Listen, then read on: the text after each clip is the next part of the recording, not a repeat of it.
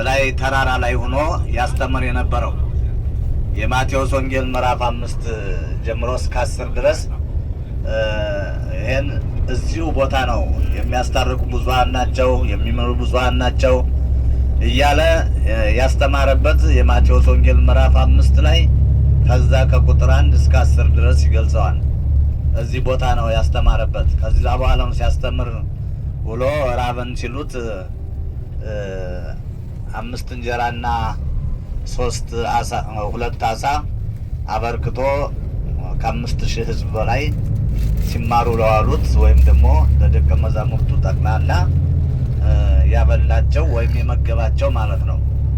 እና እዚሁ አካባቢ የጴጥሮስ አማት በብዙ ዘመን በንዳድ ታማ ትሰቃይ ነበረ። ጌታ ኢየሱስ ክርስቶስ ግን እጇን በመዳሰስ በዛ ተፈውሳለች። በዚህ ብዙ ቦታ ለምጻሞች ነጽተዋን፣ ድውያኖች ተፈውሰዋል። እና ይሄ ነው ቅድም ስነግራችሁ የነበረው። ይሄ የምታዩት ድንጋይ ይሄ ወደ ላይ የምታዩት ጠቅላላ ጌታችን መድኃኒታችን ኢየሱስ ክርስቶስ በዚህ አካባቢ በጣም ለምለም ቦታና አዳዲስ ከተማዎች ነበሩ። ህንጻው ላይ ድረስ የደረሰ ነበረ። ነገር ግን በዚህ በጊዜው የነበሩ ሰዎች ጥጋባቸው ከመጠን በላይ ስለነበረ ኢየሱስ ክርስቶስ ግን ወዮልሽ ቤተሳይዳ፣ ወዮልሽ ኮራዚ ብሎ አንቺ ከተማ ወዮልሽ ብሎ የተናገረበት ቦታ ነው። እና እንግዲህ የምታዩት ዴዘርት ሆኖ ወደ ላይ እንትን ሆኗል። በዚሁ አካባቢ ደግሞ ብዙ ህይወት ያው አልፎበታል። ምክንያቱም ሶሪያና እስራኤል ከፍተኛ ውጊያ ያደረጉበት ቦታ ነው። እና ይህ አካባቢ ራሱ በቃ የሶሪያ ነበረ። አሁን ግን በእስራኤል ተጠቃሎ ቅድም ያሳየዋችሁ ጎላን ወይም ደግሞ ጎላን ተራራ ብዬ የሆነ በረዶ አይነት ነገር አይታችኋል። በረዶ እንግዲህ ሄርሞን ነው የሚባለው፣ ሄርሞን ተራራ ነው የሚባለው። ላይ እንግዲህ እስራኤል ዮርዳኖስንና እነዚህ አረሞችን ጠቅላላ የምትቆጣጠርበት እዛ ሁና ነው። ረጅም ከፍተኛ የመቆጣጠሪያ መሳሪያ ያላቸው እዛ ሁና ነው እንግዲህ እስራኤል ሁሉን ነገር እየተቆጣጠረች። ያው ዘንድሮ ያው ለመቼም ሚዲያ ለማንም ሩቅ አይደለም። ሁሉም ሀገር ሁሉም ህዝብ ያውቀዋል። አውሮፓ፣ አሜሪካ ምናምን የሚባል የለም፣ አፍሪካ የሚባል የለም። ሁሉም ይሰማዋል። እስራኤል ዘንድሮ በ7 አቅጣጫ ከፍተኛ ውጊያ ነበረባት። ብዙ ልጆቿን አጥታለች። ብዙ መስዋዕትነት ተከፍሏል። የመጀመሪያ እንዲያውም ከ2000 አካባቢ ደርሷል የእስራኤል ዜጎች። እንግዲህ የእስራኤል ዜጋ አንዱ ወታደር በስንት ሬሳ እንኳን አንድ ከቀረ ያንን ለማምጣት ስንት አሁን እስራኤል ስንት እንትን በህይወት መልሳ ሬሳዎችን ሁሉ መልሳ አንድ ብቻ ቀርቶባታል። አሁን ለዛ ራሱ ማስጠንቀቂያ እየሰጠች ነው። ካላመጣችሁ ወይም ደግሞ ያለበትን የወደቀበትን ካልተናገራችሁ እንደገና እልቂት ይፈጸማል። ይሄን እንኳን ላለ በህይወት ቀርቶ ለሞተ ወገኖቿ እስራኤል በጣም ከባድ ሀገር ናት። ዜጎቿን በጣም እንኳን በህይወት የሌለውን ሁሉ ታመጣለች። ይሄ ቃል ኪዳናቸው ነው። እና በጣም ብዙ መስዋዕትነት አልፏል። ይህ አካባቢ አሁን ዛሬ ነው እንግዲህ 1 ወር እንኳን አይሆንም ትንሽ ሰላም ሆኖ አሁን የመጣ ነው ማለት ነው። ይህ አካባቢ ጠቅላላ በሚሳይል ጎደጎድ የነበረ ነው።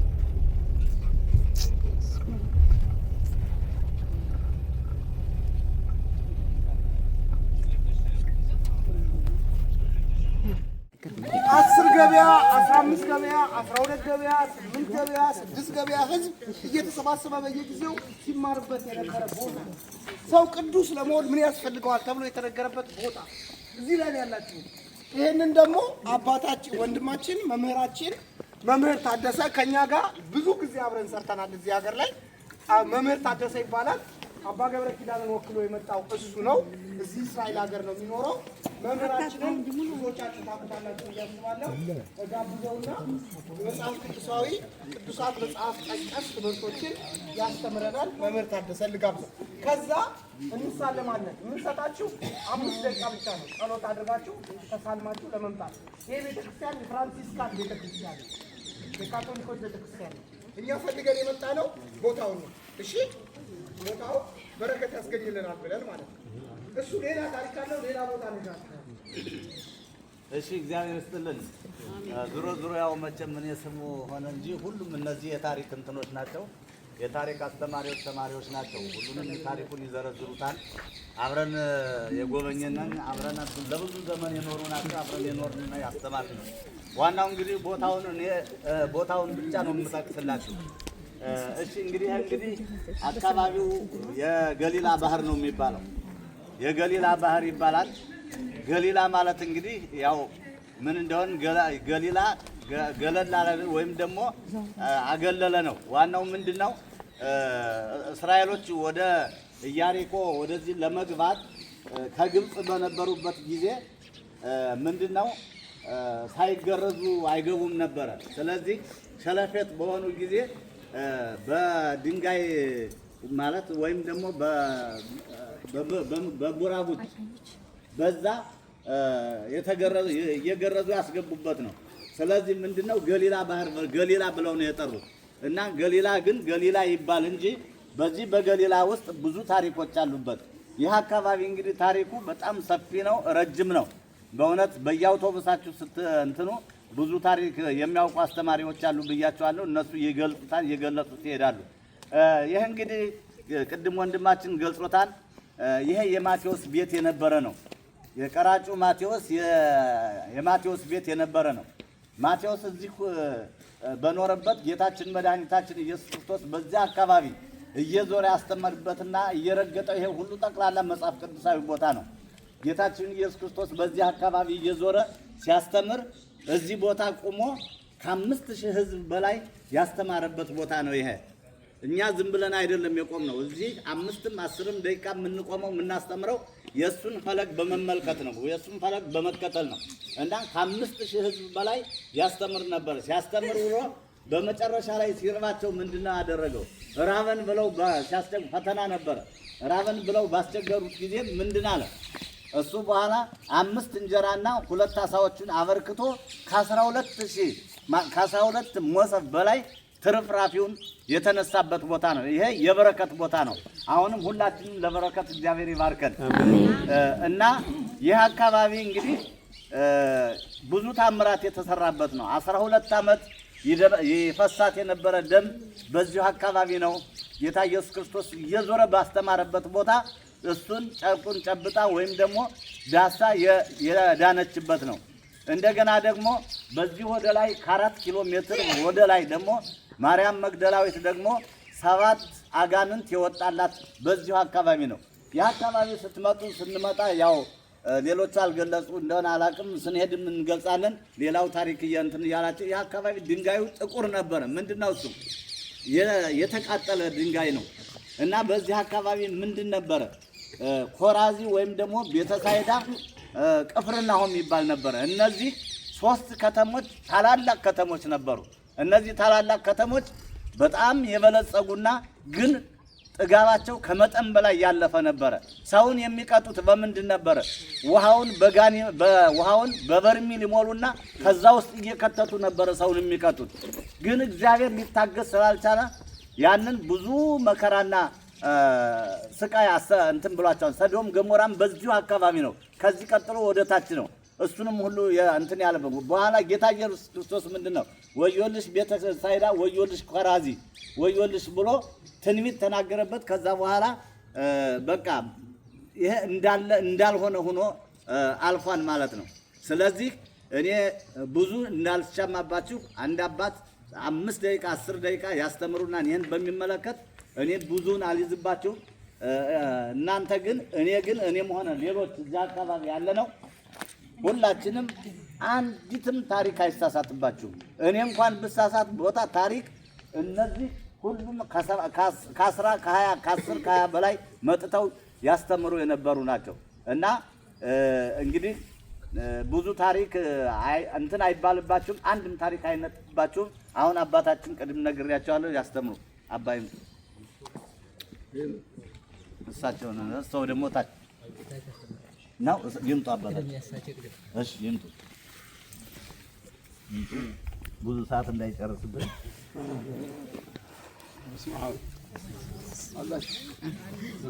በስመ አብ ወወልድ ወመንፈስ ቅዱስ አሐዱ አምላክ አሜን። አሜን።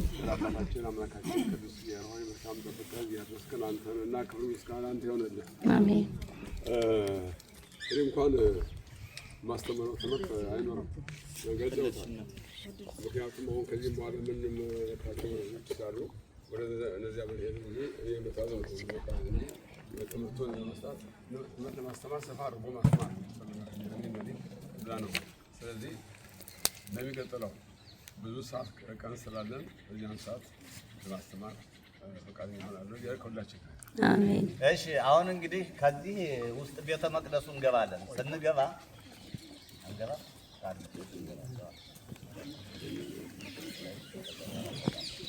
እሺ አሁን ይሄ የካቶሊክ ቤተክርስቲያን ነው። በካቶሊክ ቤተክርስቲያን ሁሉ የምንሄድበት 14ቱ መካነ እንትን የጌታ ኢየሱስ ክርስቶስ ከ1 እስከ 14 የተሰቃየበትን ጠቅላላ በእያንዳንዱ በግድግዳቸው በስዕሉ አለ። የመጀመሪያው የተያዘበት፣ ከዛ ቀጥሎ አክሊለ ሦክ የተደረገበት፣ ከዛ በኋላ ደግሞ የተሰቀለበት ሶስተኛው፣ አራተኛው ደግሞ እንደገና ደግሞ እመቤታችን ደግሞ ልጇን እየደበደቡት በሚሄዱበት ያሳዩበት፣ አምስተኛው ደግሞ ስምዖን ጴጥሮስ የተባለው ደግሞ እንደዚሁ ልክ በመሬት እየሰራ እንትን እያለ ሳለ ጌታ ኢየሱስ ክርስቶስ መስቀሉን ተሸክሞ እያዳፉት በሚሄድ ጊዜ ደከመ። በደከመ ጊዜ ሳይሞትብን እዛ ሳንሰቀው እንዳይሞትብን ብለው ከዛ ስምዖን ጴጥሮስን ደግሞ ስምዖንን ናቶላሉ ናሉና ሶስተኛና ሰባተኛ ዘጠነኛ እነሱ ናቸው። እንግዲህ ብዙ ታሪኩን አላስረዳ እንትን አለባችሁም፣ እየሄድን እናስረዳቸዋለን። ወንድሞቻችን የታሪክ እንትኖች አሉ። ወንድማችን 3 ደቂቃ 2 ደቂቃ ይሰራል። እንዴት አደራችሁ? እግዚአብሔር ይመስገን። እንግዲህ ወንድማችን ቀሲስ ታደሰ ጠቅለል አድርጎ ነው ያስረዳችሁ። ጠቅላላ እውቀት ነው የሰጣችሁ። ይሄ ያለንበት ቦታ የተራራው ስብከት ነው። ወንድማችን ሲነግራችሁ ግን እዚህ አካባቢ ባህሩ አካባቢ ያለውን በሙሉ ጠቅልሎ ነው ያደረገው። ስለዚህ በቦታው ላይ ስንደርስ ደግሞ 2 ደቂቃ እናስተምራችኋለን። እንዳይምታታባችሁ ነው። ግልጽ ነው። ይሄኛው አሁን ያለነው የተራራው ስብከት የተባለው ጌታችን መድኃኒታችን ኢየሱስ ክርስቶስ ሕዝብን ሰብስቦ ያስተማረበት ቦታ ነው። ዳቦውንና አሳውን ደግሞ ባርኮ ያበላበት ቦታ ከዚህ ጋር ወረድ ብለን ያለ ነው። በዛ ቅድም እንደነገራችሁ ያሉት የማቴዎስ ቤትም ሁሉንም በባህሩ ዳርቻ ስለሆነ 2 ደቂቃ እዛ ቦታ ላይ እናያለን። እንዳምታታባችሁ ነው፣ ግልጽ ለማድረግ ነው። ሁሉም የተካሄደበት አለም። ለምሳሌ ስለ 14 ምዕራፍ አሁን መጨረሻ ላይ አስረድቷቸዋል። ያስረዳችሁ ለምንድን ነው? እዚህ ውስጥ በፒክቸር ታገኙታላችሁ ነው እንጂ ቦታው አይደለም። ግልጽ ነው። አዎ፣ ምክንያቱም እንደዚህ ካልሆነ እንደዚህ ብሎ አስረዱን ተራራ ላይ ወጥቶ እንዳትሉ ቦታው እዚህ ጋር ነው። ይህንን አሁን የነገራችሁን 14 ምዕራፍ ግን መቼ የምናየው? ዓርብ ዕለት ጌታችን መድኃኒታችን ኢየሱስ ክርስቶስ እጁን ከተያዘበት ሰዓት ጀምሮ ልክ መቃብሩ እስከ ጎልጎታ ድረስ ያለው 14 ምዕራፍ አሁን ቅድም አባታችን ገልጾ የነበረው በሙሉ በፎቶግራፍ እዚህ ውስጥ ታገኙታላችሁ። ቦታው ግን ኢየሩሳሌም ነው። ዓርብ ዕለት እናየዋለን። ግልጽ ነው። አዎ። ስለዚህ ይሄ ቦታ ማን ነው? ጌታችን መድኃኒታችን ኢየሱስ ክርስቶስ ሰበከበት የማቴዎስ ቤት ተራራው ስብከት ምንለው ነው። እሺ በቃ በዚህ ተረዱ። እሺ እግዚአብሔር ይስጥልን። ሌላ አሁን ደግሞ መምህር 2 ነው ያለን። አንደኛ በእንግሊዝኛ የሚያስረዳን ሚስተር ጀሚል ወደፊት ይመጣና በማስተርጎም ደግሞ ወንድማችን ኢዮብ አለ። የተወሰነች ደቂቃ ስለ ቦታው እነሱ መንፈሳዊውን ሳይሆን ስለ ቦታው የሚገልጹልን ትንሽ ደቂቃ እንወስዳለን።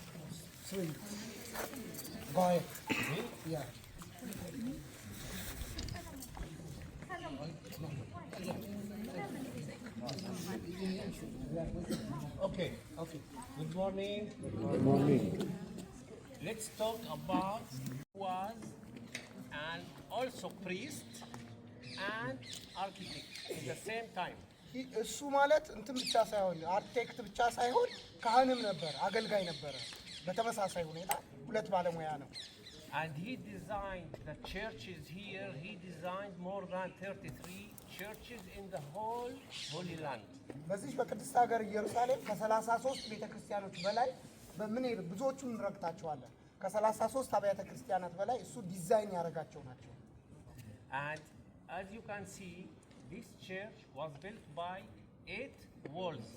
ይሄ ቤተክርስቲያን 6 አንግል ያለው 6 ግንቦች ታገኛላችሁ። የዚህ ቤተክርስቲያን 6 ግንቦች ታገኛላችሁ። Why 8 walls? Because in Matthew 5, the 8th sermon in the mount that Jesus, sermon in the mount from the Bible, in Matthew 5.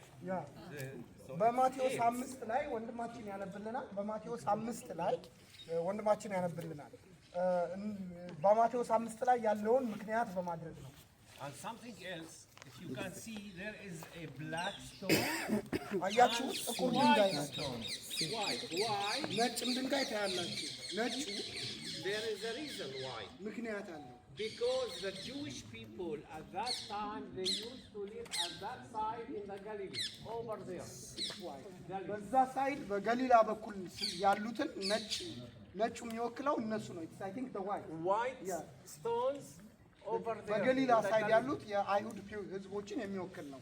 And the black stone is over there, as you can see, Golan Heights and the area. It is a black stone. ጥቁሩ ደግሞ በዚህ በሶሪያ ሳይድ የጎላን ይሄ የምታዩት ጎላን ነው። የሶሪያ ግዛት ነው፣ ግን በእስራኤል ቁጥጥር ስር ያለ እና እሱን የሚወክል ነው።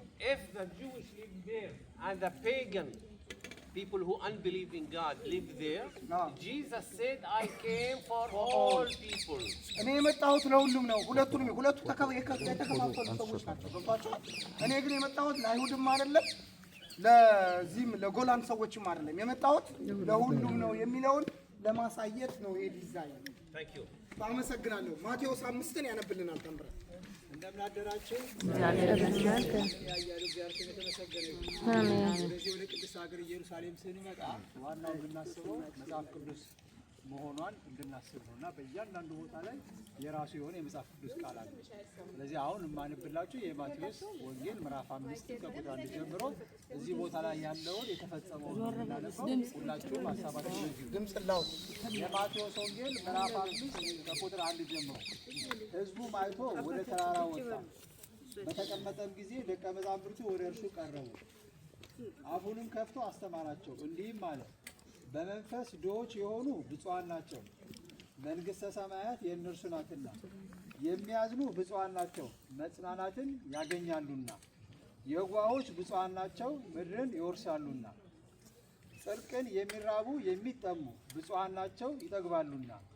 የሚምሩ ብፁዓን ናቸው፣ ይማራሉና። ልበ ንጹሐን ብፁዓን ናቸው፣ እግዚአብሔርን ያዩታልና። የሚያስታርቁ ብፁዓን ናቸው፣ የእግዚአብሔር ልጆች ይባላሉና። ስለ ጽድቅ የሚሰደዱ ብፁዓን ናቸው፣ መንግሥተ ሰማያት የእነርሱ ናትና። ሲነቅፋችሁና ሲያሳድዷችሁ በእኔም ምክንያትም ክፉን ሁሉ በውሸት ሲናገሩባችሁ ብፁዓን ናችሁ፣ ዋጋችሁ በሰማይ ታላቅ ነውና ደስ ይበላችሁ፣ ሐሴትም አድርጉ። ከእናንተም በፊት የነበሩት ነቢያትም እንዲሁ አሳዷቸዋልና። እናንተ የምድር ጨው ናችሁ። ጨው አልጫ ቢሆን ግን በምን ይጣፍጣል? ወደ ውጭ ተጥሎ በሰው ከመረገጥ በቀር ወደፊት ለምንም አይጠቅምም። እናንተ የዓለም ብርሃን ናችሁ። በተራራ ላይ ያለች ከተማ ልትወርሷት አልቻላችሁምና ይላል። ስለ ቃሉ የልዑል እግዚአብሔር ስም የተመሰገነ ይሁን። አሜን። የመጽሐፍ ቅዱስ ቃል የተፈጸመው እዚህ ቦታ ወደ ቤተ መቅደስ እንግባና ጸሎታቸዋለዛ አይደለ?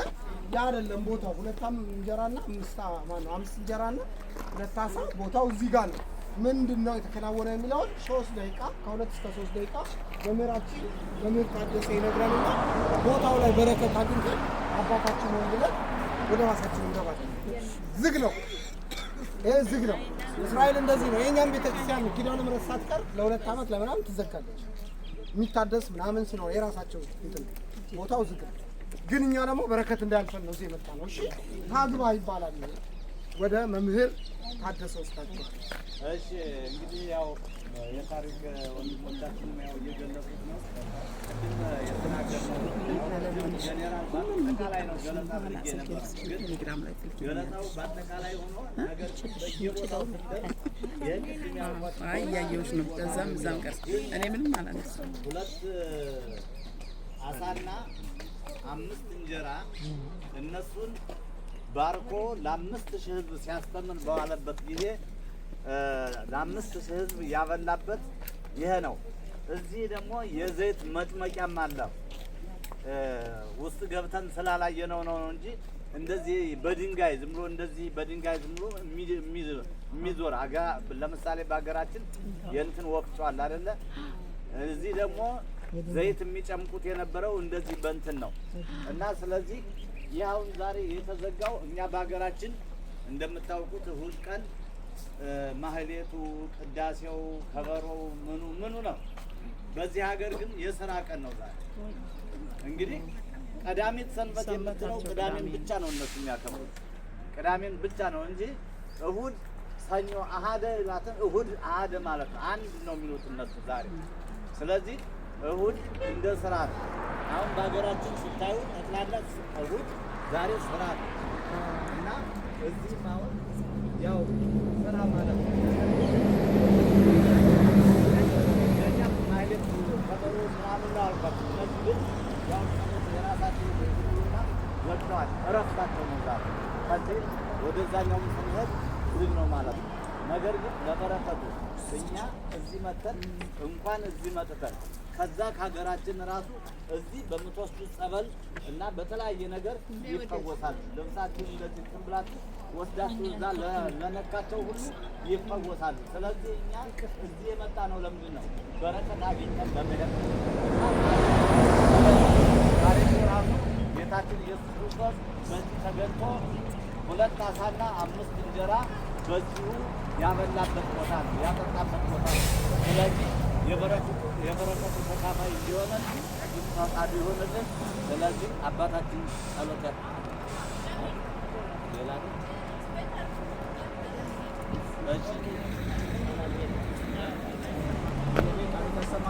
አሜን። እንደነገርናችሁ እያንዳንዱ ቦታ የመጽሐፍ ቅዱስ ቃል ነው። እያንዳንዱ እንደነገርናችሁ የሚሳለማችሁ ሁሉ ቦታ የመጽሐፍ ቅዱስ ቃል ስለሆነ አይሰማም።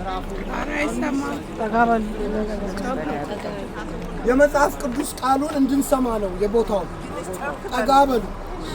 የሉቃስ ወንጌል ምዕራፍ 9 ቁጥር 12 ጀምሮ ቀኑ ሊመሽ ጀመረ።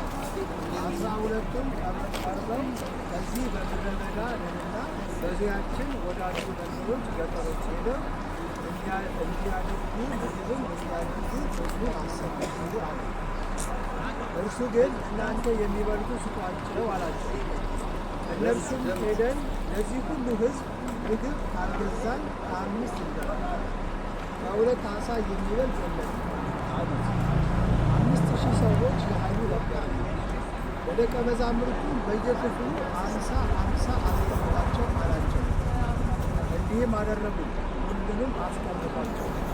5ቱንም እንጀራና 2ቱንም ዓሣ ይዞ ወደ ሰማይ አሻቅቦ አይቶ ባረካቸው። እርሱም ለሕዝቡ እንዲያቀርቡ ደቀ መዛሙርቱ ሰጡ። ሁሉም በልተው ጠገቡ። በእነርሱም የተረፈውን ቁርስራሽ 12 መሶብ ወሰዱ። ለብቻቸውም ሲጸልዩ ደቀ መዛሙርቱ ከእርሱ ጋር ነበሩ። ስለ ቃሉ የሁሉም እግዚአብሔር ስም አሜን። ወንድማችንን ቃለ ሕይወት ያሰማልን። አሁን ልባችን እንደዚሁ እንደተከፈተ አባታችን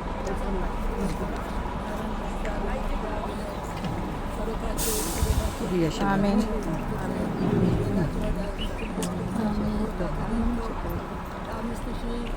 ከዛ በላይም የነበሩ ህዝቦች በረከቱ አውርደው በረከቱ ረድኤቱ እንዳሳደሩባቸው ተመገባባቸው። በረከቱ ያሳድሩብን። አሜን። በላውን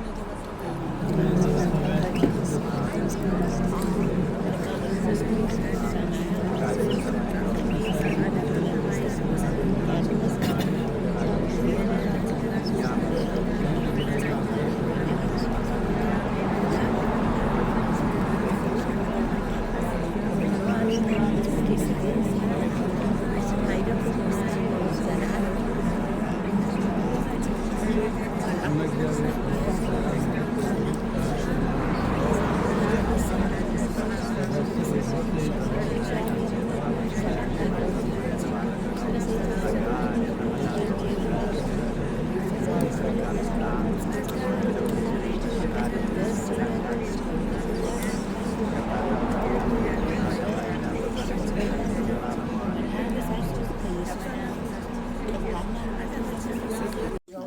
አካባቢ ነው። ከገና በኋላ ነው ወደዚህ የሚሆነው። እኛ ሆን ብለን ነው በረራችን ትንሽ ስላጨናነቀ የማታውን በረራ ጠዋት ላይ ስላመጡብን መመለሻችን ደግሞ ሌሊት የነበረውን ምሽት ላይ ስላደረጉብን ያቺ ሰዓት ደግሞ የምንደርስባትን ቦታ እንትን ትለናለች በሚል ነው ዲዛይን አድርገን ወደ ሰሜን እንሄዳለን። ከሰሜን እንጀምር እንዳለውም ክፍት ነው። ሰዎች ከየት ነው የሚጀምሩት? ከኢየሩሳሌም። ከዛ ወደዚህ እየጨረሱ ነው የሚመጡት። እኛ ደግሞ ከዚህ እንጀምርና ወደ ኢየሩሳሌም እንሄዳለን። ገብቷቸዋል? ያ ደግሞ ጊዜ እንትን ይልልናል ማለት ነው። አንድ ቦታ እንዳያልፈን ለማድረግ ነው። አንድ ቦታ እንዳያልፈን። ታዲያ እናንተ ትብብር በጣም በጣም ጠቃሚ ነው። እንንቀሳቀስ ምናምን ስንላቸው ዛሬ እዚህ ሀገር እኛ ሀገር ሰኞ ማለት ነው የሥራ መጀመሪያ ቀን ነው። እንደው በጣም ርቀን የምንሄድበት ቦታ የለም እንጂ መንገድ ይዘጋጋል። በጣም እንዲህ አይነት ነገሮች እንዳይገጥሙን በሰዓት ናት ሁሏ ነገር በሰዓት ኦን ታይም 9 ሰዓት ቦታው ላይ ሲደርሱ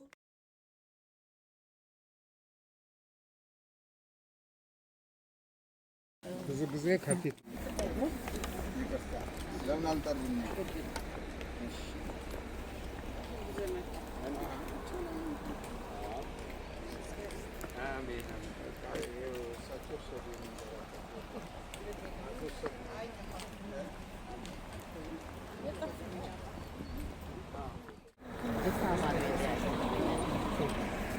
ኢየሱስ ክርስቶስ ቅዱስ ጴጥሮስን የመረጠበት ቦታ ነው። እሺ እዚህ አሳ ሲያጠምድ ነበር ይነግሩናል መምህሮቻችን። ከዛ አንስቶ አንተን አለት አረጋለሁ ብሎ ይሄ አለት ነው። እቺ ቤተክርስቲያን የተሰራችበት አለት ነው። አለት ላይ ነው አንተ አለት ነህ፣ በአንተ ላይ ቤተክርስቲያኔ እሰራለሁ ያለው እዚህ ነው። ቅዱስ ጴጥሮስ የተመረጠበት ቦታ ነው። ይሄ ገሊላ ባህር ዙሪያ በአጠቃላይ ሐዋርያት የተመረጡበት ቦታ ነው። በኋላ ባስ ላይ በኋላ ነግራችኋለሁ ያልኳችሁ ነገር አለ። እኔ ባስ ላይ ምንድነው አንድ ላይ እንድትሆኑ ስለምንፈልግ ነው። ባህር ይሄ ገሊላ ባህር ነው እንዴ? ምንድነው? ሐይቅ ነው። ያውም አነስተኛ ሐይቅ አይደለ? እንደው ጣናን እንኳን አያክልም አይደለ? ባህር ሐይቅ ማለት በመሬት የተከበበ የውሃ ክፍል ማለት ነው። ባህር ማለት ግን በክፍለ አህጉራት መካከል የሚገኝ የውቅያኖስ ክፍል ነው። ጨዋማ ነው። በጣም ትልቅ ነው። ሜዲትራኒያን ባህር በአፍሪካና በአውሮፓ መካከል፣ ቀይ ባህር በአፍሪካና በምስራቅ አፍሪካና በሰሜን ምስራቅ አፍሪካና በኤዥያ በሳውዲ አረቢያ መካከል ያለ ነው አይደል? በጣም ሩቅ ነው። እኛ እንኳን ቀይ ባህርን ስናቋርጣውን ከኤርትራን ክሮስ አድርገን ከወጣን በኋላ 40 ደቂቃ ነው የወሰደብን ማዶ ሳውዲ አረቢያ ለመግባት። ከዛ ከሳውዲ አረቢያ አድርገን በዮርዳኖስ አድርገን ነው እስራኤል የገባነው። ገብቷቸዋል? ትልልቅ የውሃ ክፍሎች ናቸው። ከዛ ትልቁ 70% የምድራችንን የሚሸፍነው ውሃ ነው የሚባልለት ውቅያኖስ ነው። ስንት ውቅያኖሶች አሉ? 4። አርክቲክ፣ አትላንቲክ፣ ፓሲፊክ እና ኢንዲያን ኦሽን፣ ህንድ ውቅያኖስ። እነዚህ ናቸው 70% የምድርን ክፍል የሚሸፍኑ። ጨዋማ ናቸው በባህራቸው። ዩሲ ገብቷቸዋል? የከርሰ ምድሩን ጥራት አባቶቻችን ናቸው የሰሩት። ዝም ብለን አይደለም። መጽሐፍ ቅዱስን ራሱ የሰሩልን ማኖች ናቸው? አባቶቻችን፣ ሐዋርያቶቻችን ናቸው አባቶቻችን አይደል? ከዛም ሰለስቱ ምዕት አባቶቻችን አይደል? ሁሉ የዚች ዓለም ስርዓት የተሰራው ያው ቀድሞ በነበሩት በአባቶቻችን። ታዲያ አባቶቻችን ጠፍቷቸው ነው ይሄን ባህር ያለ አይደለም። ምስጢር ስላለ ይሄ ትንሽ ሐይቅ ነው፣ ግን ከ6 በላይ ነገዶች ያሉበት በጣም ብዙ ህዝቦች 12ቱን ሐዋርያት የመረጠበት እኮ ነው። በዛ በዮርዳኖስ ሳይድ ነገደ ዳን አለ። አሶራውያን ወይም አሹራውያን የሚባሉ በዚሁ ነበር። እነዚህ ሁሉ ነገዶች ዓለምን ይወክላሉ። ባህር ደግሞ እንዳልኳችሁ በምን መካከል ያለ? በክፍለ አህጉራት መካከል አይደል? ሌላው አንዱን ህዝብ ጥቁሩን ከቀዩ ከነጩ ከቢጫው የሚያገናኝ አጭሩን ከረጅሙ የሚያገናኝ ነው ባህር። እንደ ውቅያኖስ አያራርቅ። በክፍለ ላይ ኦርቶዶክሶች ተሳስተዋል። ስህተት የሆነውን ኦርቶዶክሶች ያሉት ነው የሚመስላቸው። ትክክል የሆነውን ነው ኦርቶዶክስ ይሲ መቼም ባለማወቅ እንትን አይደል። አንድ አባት 30 ዓመት ዘግተው ይኖሩ ነበር። 30 ዓመት እና ከመላእክቱ ጋር ይገናኛሉ፣ ከቅዱሳኑ ጋር ይገናኛሉ። ቁጭ ብለው በመንፈስ ዓለምን ያያሉ ምናምን እና እንደው ከኔ በላይ የሚል ትዕቢት አደረችባቸው። እሺ ከዛ አንዱ ልብሱ የተቀደደ መልኩ ያላማረ ሰው መጣና በእንግድነት እሳቸው ጋር አረፈ። ሲያርፍ እንደው አባታችን በዚህ በረሃ ነው የሚኖሩት፣ ሙቀቱን እንዴት ቻሉት? ይስቁ። ይሄ ሰውዬ እኮ እኔ ከመላእክት ጋር እንደምኖር እኮ አያውቅም። ይሄ ሰውዬ እኮ በቃ መላእክት ምግብ እያመጡ እንደሚመግቡኝ አያውቅም። ዓለምን እንደማያት እዚህ ቁጭ ብዬ አያውቅም። ንፋስ ተቅሼ እንደሚሄድ አያውቅም ብለው በቃ በልባቸው ሳቁበት። በጣም ሳቁ። እንደው ግን አላቸው መጨረሻ ጌታ ሲመጣ እንዴት ይቀበሉታል አላቸው። አሉ አንተ እንዴት እንደዚህ ትላለህ? ጌታ እኮ ኦልሬዲ በጣም ብዙ መላእክቱን ይልክልኛል። እኔ ነኝ እንጂ ወደሱ የሚሄደው አንተ እሱ ወደ እኔ ሊመጣ አይችለውም። ይሄ ቤት ጠበበች ጨምሯል። ብቻ ብዙ ታሪክ አለው። መጨረሻ ክብሩን ገለጽ። ሲገልጽ ጌታችን መድኃኒታችን ኢየሱስ ክርስቶስ በቤታቸው የተገኘ የናቁት አያችሁ አይደል? ያ ድሃው አይኑ የጠፋው ፊቱ የበለዘው ልብሱ የተቀደደው ሰው ማን ሆኖ ተገኘ? ወንጌልን በደንብ በሕይወት ኖሮ ነበረች። ወንጌል ላይ አላት። እኔ ከማን ጋር ነኝ ይላል? ከድሆች ጋር። አንቀጸ ብፁዓን ማለት ይሄ ቅድም የተማራችሁበት ማለት ይሄ እንግዲህ ጌታም ከኛ ጋር ማድረግ አለማድረግ የኛ ሐሳብ ነው። ኤኒዌይስ እዚህ ላይ ልጨርስና እኔ ብዙ አላድክማችሁ። ይሄ ቦታ ቅድም የነገርኳችሁ መሆኑን በደንብ በመጽሐፍ ቅዱሳዊ መረጃ ወንድማችን ታምራት ወንጌሉን ያነብልናል። መምህራችን ደግሞ 2 ደቂቃ ከመምህር አፍ ሲሰሙ ደስ ይላል አይደል? ከፉን ጋር ከሚሆን ማለት ነው። እሺ መምህራችን መምህር ታደሰ በእውነት ታሪኩን ጠቅላላ ወስዶብኛል። እንግዲህ ተናግሮታል። ምንም የቀረኝ ነገር የለም። እንግዲህ የታሪክ አስተማሪ ነው። ያው ታሪኩን በደንብ ዘርዝሮ ተናግሮታል። ይህም እንግዲህ የምታዩት ይሄ መድኃኒታችን ኢየሱስ ክርስቶስ ጴጥሮስን አንተ አለት ነው ብሎ የተናገረበት ቦታ ነው። ሌላው ምንድነው የመቶ አለቃው ልጅም የተፈወሰበት እዚህ ነው። መቶ አለቃው እንግዲህ ከላይ እስከታች የሚያዝ ነው። ግን ጌታ መድኃኒታችን ኢየሱስ ክርስቶስ እየፈወሰ በሚሄድበት ጊዜ እሱ ሄዶ ጌታ ሆይ ልጄ ስንት ዘመን ተደይኗን እና እባክህ ማርልኝ ብሎ እንትን በሚለው ጊዜ ሂድና ማለት ሂጄ ላምጣው ብሎ ሲል አይ እሱ ግን ምንድነው ያለው? አንተ ኃይል አለህና አንተ ራስህ በቃልህ ይፈወስ ካልክ ይፈወስልኛል። አይ አንተ በእምነት ትልቅ ነውና በእምነት ይፈወሳል ብሎ የመቶ አለቃውን ልጅ ስንት ዘመን የተደየነውን በዚሁ በቃሉ ጌታችን መድኃኒታችን ኢየሱስ ክርስቶስ የፈወሰበት ነው። ሌላው በዚህ አካባቢ ያው እንግዲህ ጴጥሮስ ሌሎችም ሐዋርያቶች አሳ ለማስገር በዚህ ሌሊት እንትን ሲሉ አድረው ነበር። ግን አልሆነላቸውም። ሲመጡ ደክመው አግኝቷቸዋል። ጌታ መድኃኒታችን ኢየሱስ ክርስቶስ ምንድነው ጌታችን ኢየሱስ ክርስቶስ መጣና ምንድነው አላቸው? ምን ሆናችሁ ነው ደክማችኋል ሲላቸው፣ አይ እኛማ እንደዚህ ደክመን በቃ ወደ ቀኝ ጣለውና ሲለው በዛ እንትን መካከል ወደ 150 አሳ አወጣ ማለት ነው። ያንን አሳ መላእክት ለጌታ ኢየሱስ ክርስቶስ ለሐዋርያቶች መላእክት ጠብሰው በዚህ አካባቢ ነው ለሐዋርያትን ደቀ መዛሙርቱን ሰብስበው ያበሉበት ቦታ ነው። እና ይህ አካባቢ ታሪኩ ብዙ ነው።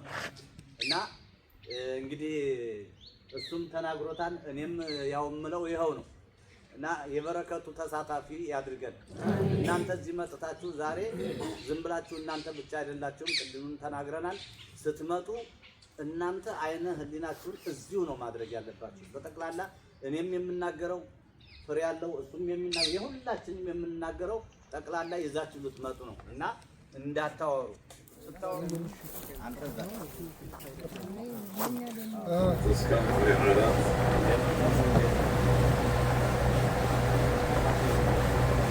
ወደ ቤት ሳይዳም መጡ። ወረም አመጡለት፣ ሊያስም ለመኑት።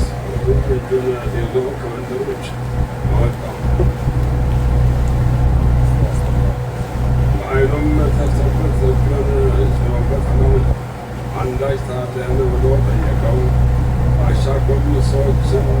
ሲመላለሱ አያለው አለ። ከዚህ በኋላ ደግሞ እጁን በዓይኑ ላይ ጫነበት። ጠርቶም አየና ዳነ። ከሩቅም ሳይቀር ሁሉንም ተመለከተ። ለቤቱም ሰደደውና ወደ መንደሩ አልተጋ። በመንደሩ ለማንም አንዳች አትናገር አለው።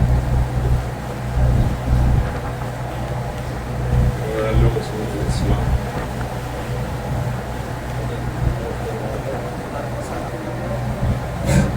እሺ አረፍ በሉ። ወንጌል እንትን ብለን ከዛ በኋላ ወደ ስብከት ነው ምን ሄደው እንግዲህ አባታችን ይነሱ አላችሁ ያው ሰላም ትሉና አላችሁ እኛ ሰዓት ተንሶላለሁ አባይ እነሱ ወንጌል ይሉና ወንጌል ይሉና ይነሱ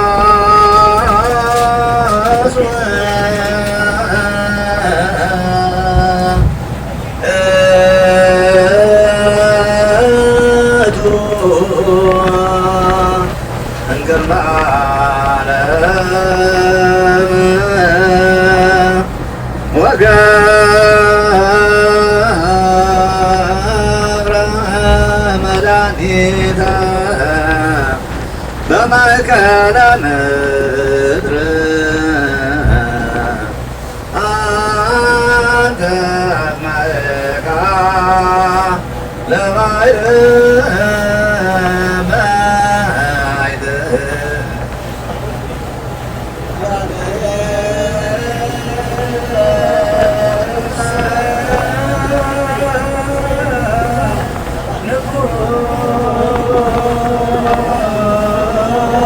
ንጉሥ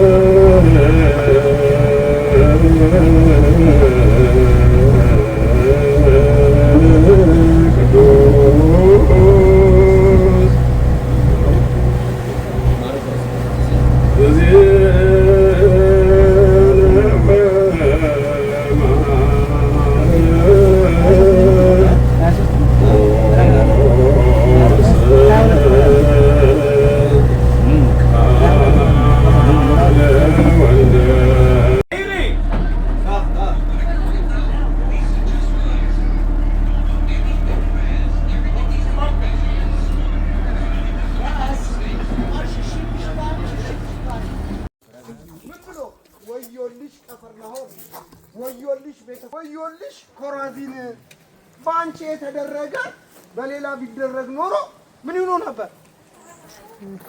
ሳገተው መዳናቸው ታላቅ ይሆን ነበር የተባለበት ከተማ ነው። በ30 ዘመን ውስጥ ድምጽ ማውጣት ተጠፋ። ገብቷችኋል? የታያችሁት ጌታችንን የታያችሁት አሁን በር ላይ እንደመናኛ እንደማንም ተራ ሰው በር ላይ ከተማ በር ላይ የድሮ ከተማ ይታጠር ነበር። ይሄ ታላቅ ከተማ ነበር። እነግራችኋለሁ እንዴ ምን አይነት ከተማ እንደነበር እነግራችኋለሁ። መጀመሪያ ትምህርቱ ይለምና ከዛ በኋላ ምን ነበር የነበረው የሚለው በዚህ ታላቅ ከተማ እንኳን እንዳይገባ እየተዘጋበት በር ላይ ነበር የሚያደርግ። ይሄን ከተማ ነበር ያስተምር የነበረው ጌታችን። ስለዚህ እንደው ያያችሁትን ቤተክርስቲያን የመሰለ ጥንታዊ ድንጋይ ግሬስ ስላለው ምናምን ዝም ብላችሁ አትሳሙ። ሲጀመር የሚሳመው እኮ ቤተክርስቲያን ቅብአ ሜሮን የተቀባ ነው አይደል? ዝም ብሎ እኮ ማንኛውም ነገር አይሳም። እግዚአብሔር ስታመልኩት ደስ እንደሚለው ሁሉ በማይሆን ነገር ላይ አምልኮ ውስጥ ስትገኙ ደግሞ በጣም ቀናተኛ ማለት ነው። ምንም አይታደስ። ስለዚህ ቅብአ ሜሮን ያልተቀባ ታቦት የሌለ ቤተክርስቲያን ይባላል። ስጋው ደግሞ የማይፈተትበት ታቦት እኮ የኛ ቀራንዮ ነው። በየአጥቢያችን ምን አለን? ቀራንዮ አለን። ቤተልሔም አለን አይደል? ከቤተልሔም አይደል ዲያቆኑ ካህኑ ሆነው ስጋው ደግሞ ይዘውልን የሚመጡት። የሚሰዋው የት ነው? ታቦቱ ላይ አይደል? እና ቤተክርስቲያን ቀላል ነው? ዝም ብሎ ነው ቤተክርስቲያን። ስለዚህ ዝም ብላችሁ አትሳሙ። ያገኛችሁትን ነገር አትሳሙ። የሚሳመው ቦታ ሲደረስ መምህሮቻችሁ ይነግሯቸዋል። እሺ? እና ያገኛችሁት ነገር ሁሉ ደግሞ ኢየሩሳሌም ስለሆነ ቅዱስ ቦታ አለ። እንደዚህም አይነት ቦታ አለ። እንዲህ ፈራርሶ ታላቅ የነበረ ቦታ ማለት ነው። ወደ መምህራችን ልሰዳችሁና ከታሪክ አንፃር እና አንዳንድ ነገሮችን ነገር እግዚአብሔሮችን ቀላቅዬ እነግራችኋለሁ። እኔም መምህራችንም ስለ ቦታው ወንድማችን ዲያቆን ታምራት ደግሞ ወንጌሉን ያነብልናል ማለት ነው። አጠር እናደርገዋለን። መምህር አለን መሰለኝ እሳቸው ናቸው የሚያስተምሩት ዛሬ። መምህር ያልፍና እሳቸው 4 ደቂቃ እንሰጣቸዋለን። ነገር እግዚአብሔርን ይነግሩናል። ወደ እሳቸው እሄዳለሁ። ከዛ ወንጌል ይነበብልኝና እኔ ታሪክ እነግራችሁና በጸሎት እንዘጋለን። 14 ደቂቃ ብቻ ነው ለዚህ የተፈቀደ። ወንጌል ይነበብ። መጀመሪያ ወንጌል ይነበብ። እሺ፣ ለወንድማችን እግዚአብሔር አምላክ ቃሎች ያሰማል። እንዴት ናችሁ? በረታችሁ? ሁላችንም እግዚአብሔርን አንድ ጊዜ እናመስግን። አይ ደክሟችኋል ማለት ነው።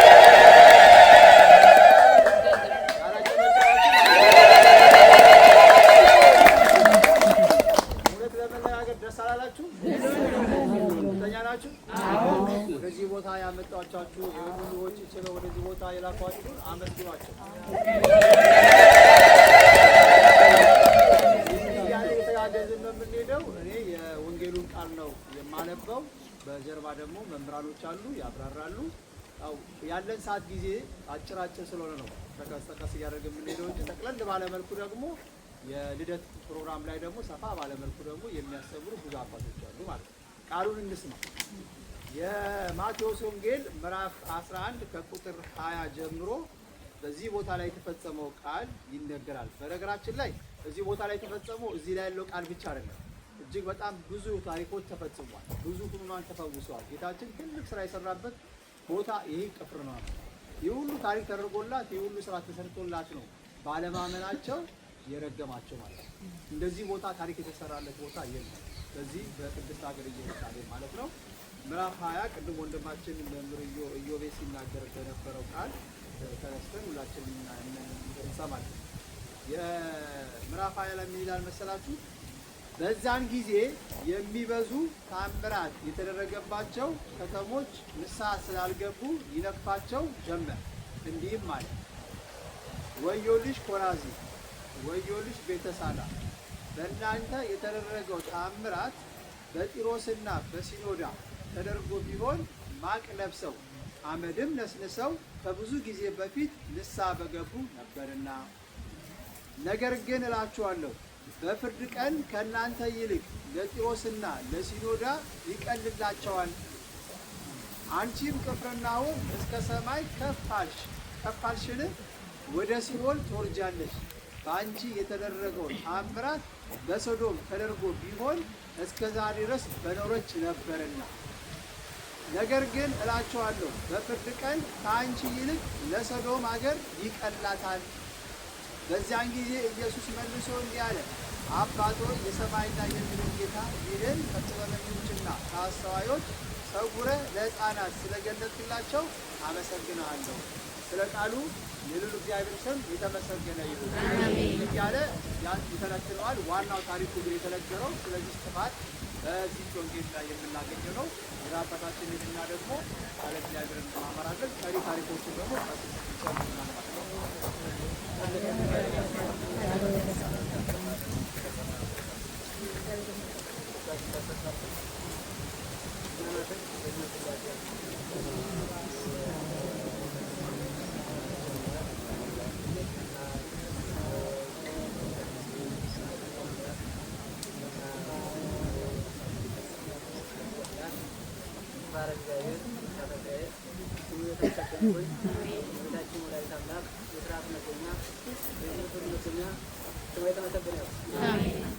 ቅዱሳን ነቢያት፣ ሐዋርያት፣ ሰማዕታት፣ ጻድቃን፣ ደናግል፣ መነኮሳት ስማቸው እንደየፈራቸው መጠን ስማቸው ተመሰገነ። አባቶች፣ ካህናት፣ ወንድሞች፣ ዲያቆናት፣ በልዑል እግዚአብሔር ስም እንደምን ሰነበታችሁ? እግዚአብሔር ይመስገን። እግዚአብሔር ይመስገን ዘንድ እናመሰግነው። የተፈቀደልን የተመሰገነው። እንኳን ቦታ አደረሳችሁ ለጌታ። አሜን አሜን በሉ። አሜን አሜን ማለት እንኳን አይደለም። የመጽሐፍ ቅዱስ ቃል ምሳሌ ያለው ትርጉም ያለው እንደዚህ ብሎ ጥሬ ትርጉሙ አይፈታም። እሺ አሜን ማለት ለሃይማኖት ከሆነ አዎ ይወደድ፣ ለሃይማኖት ከሆነ አዎ፣ ለታምር ከሆነ እውነት ነው፣ ለበረከት ከሆነ ይደረግልኝ። ሶስት ትርጉም አለ አሜን ራሱ። ስለዚህ ዝም ብሎ አይደለም እንደው እንትን ውስጥ ተፈጻሚ ነው። ዝም ብሎ አንዱ አይደለምና እንግዲህ ቅፍርናሆም አሁን የተረገመች ቦታ ናት ማለት ወደ ተረገመ ስራ እንደሚያጨረጨ ነው የሚመጣ። ቅፍርናሆም የተባለች ቤተክርስቲያን ገብታችኋል? አዎ ማለት ስርዓቱ ቢረገምም ወንድማችን ያለው እንትኑን ነው ስርዓቱን ነው። ግን ሚስጥሩ ግን ቤተክርስቲያን ናት። ይሄን ለማግኘት እንደው በማርቆስ ወንጌል ምዕራፍ 8 ከቁጥር 23 ይላል እግዚአብሔር በመርከብ ሲመጣ በመርከብ ሐዋርያት ጋር ሲመጣ እንቅልፍ ወስዶት ነበር። እየተሰማችሁ ነው? እንቅልፍ ወስዶት ነበርና አድነን እግዚኦ አሉ። አድነን እግዚኦ ሲሉ ግን በመርከብ ነው ጠርጠር እያልኩ ነው ሰዓት የሚታወቅ ነው። መርከብ የተባለች ማናት? የመጀመሪያው ሃይማኖት፣ ሁለተኛው ቤተክርስቲያን፣ ሶስተኛው እመቤታችን፣ አራተኛው ክርስቶስ። ተመልከቱ ስለዚህ እንግዲህ ቅፍርናሆም የተባለች ቤተክርስቲያን ናትና ሃይማኖት አሁን ሰው አሁን የተማራችሁበት ትምህርት አሁን እዚያ ሆነ ወዲያ ማን ሰዓት ስለሌለ የገባቸው ይመስለኛል። የሚያስታርቁ ብፁዓን ናቸው ምንድን ትርጉም የለው። ለምሳሌ የሚያስታርቁ ብፁዓን ናቸው አማን ጋር ራሳቸውን ከራሳቸው ጋር የሚያስታርቁ ቅድሚያ። ሁለተኛ ራሳቸውን ከክርስቶስ ጋር፣ ራሳቸውን ከሰው ጋር፣ ሰውን ከሰው ጋር እያደጉ ሲሄዱ ደግሞ እንደ ቅዱሳን አራዊትን ከሰው ጋር ማስታረቅ። ከዚያ አሳደጉ አራዊትን ከአራዊት ጋር እንደነገረ መንፈስ ቅዱስ ሰው እያደገ ሲሄድ እንጂ። ስለዚህ ቅድሚያ የሚያስታርቁ ብፁዓን ናቸው ማለት ራስን መግዛት ነው።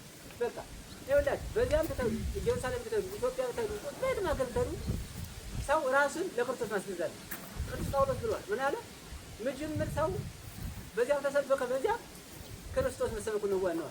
አያችሁ እኛም ኢየሩሳሌም ብንመጣ ኢትዮጵያ ብንቀመጥ አሜሪካ ብንሄድ ዋናው ምንድነው ትሉኝ እንደሆነ ራሳችን ለክርስቶስ ማስገዛት የሚጠቅመን ማለት ነው።